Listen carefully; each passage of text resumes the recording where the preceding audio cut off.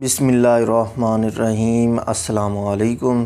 Health wise में आप सबको खुश आमदीद। दोस्तों, मैं हूं मोहम्मद इमरान और आज की इस वीडियो में हम बात करेंगे एक एंटी एलर्जिक मेडिसन फैगजेट डी की। तो आज की इस वीडियो में हम देखेंगे कि इसके अंदर कौन से एक्टिव इंग्रेडिएंट्स पाए जाते हैं, मार्केट में इसके अल्टरनेट कौन से ब्रांड्स मिलते हैं, इसके यूजेस क्या हैं, डोज़ क्या है, साइड इफ़ेक्ट्स क्या हैं और कंट्रा इंडिकेशंस क्या हैं, मतलब कौन से पेशेंट इसे इस्तेमाल नहीं कर सकते।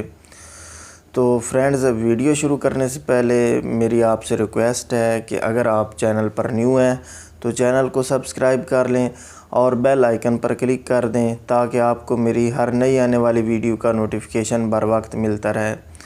और इसके साथ ही अगर वीडियो देखते हुए आपके माइंड में कोई क्वेश्चन आए तो आप कमेंट सेक्शन में पूछ सकते हैं। इंशाल्लाह आपके तमाम कमेंट्स का तसल्ली बख्श जवाब दिया जाएगा।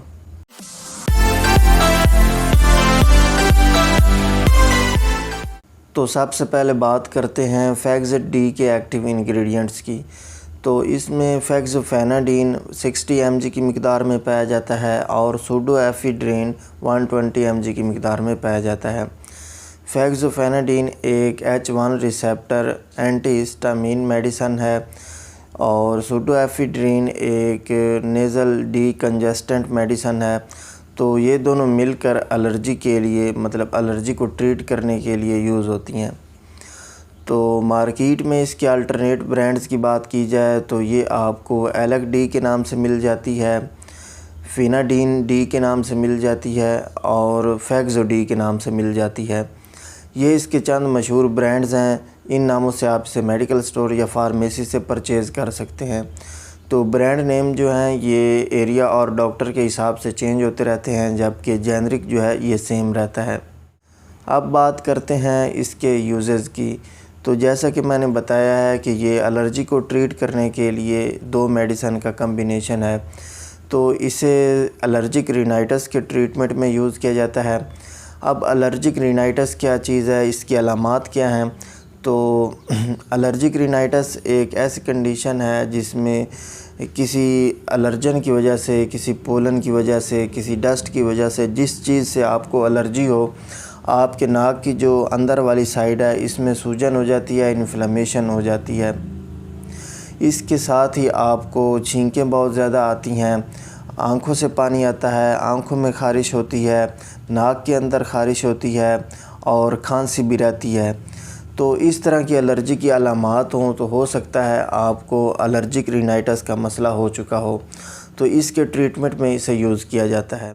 अब बात करते हैं इसकी डोज़ की। तो डोज़ बताने से पहले मैं आपको बता दूं कि इसे 12 साल से अबव एज के पेशेंट में यूज़ किया जा सकता है। 12 साल से कम उम्र के बच्चे में इसे यूज़ नहीं किया जा सकता और 12 साल से अबव इसकी अडल्ट डोज़ ही दी जाती है, मतलब अडल्ट और 12 इयर्स तक इसकी जो डोज़ है वो सेम है।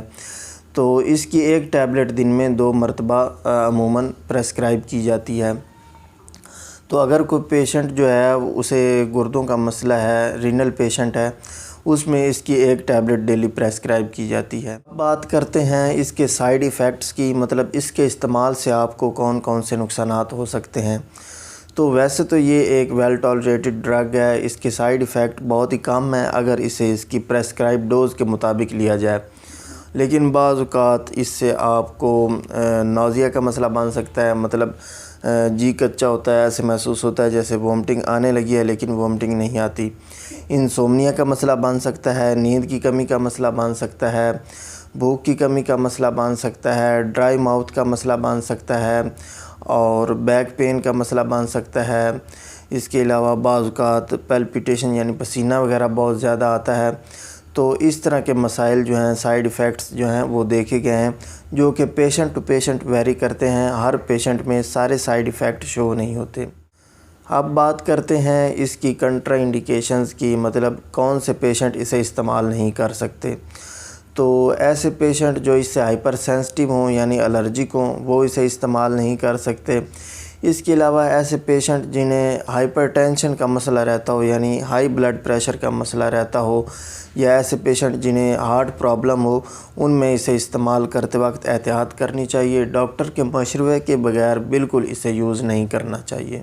तो फ्रेंड्स, उम्मीद है आपको वीडियो पसंद आई होगी। अगर वीडियो पसंद आई हो तो इसे लाइक और शेयर ज़रूर करें, और चैनल पर न्यू है तो चैनल को सब्सक्राइब कर लें और बेल आइकन पर क्लिक कर दें, ताकि आपको मेरी हर नई आने वाली वीडियो का नोटिफिकेशन बर वक्त मिलता रहे। अगली वीडियो आने तक अल्लाह हाफिज़।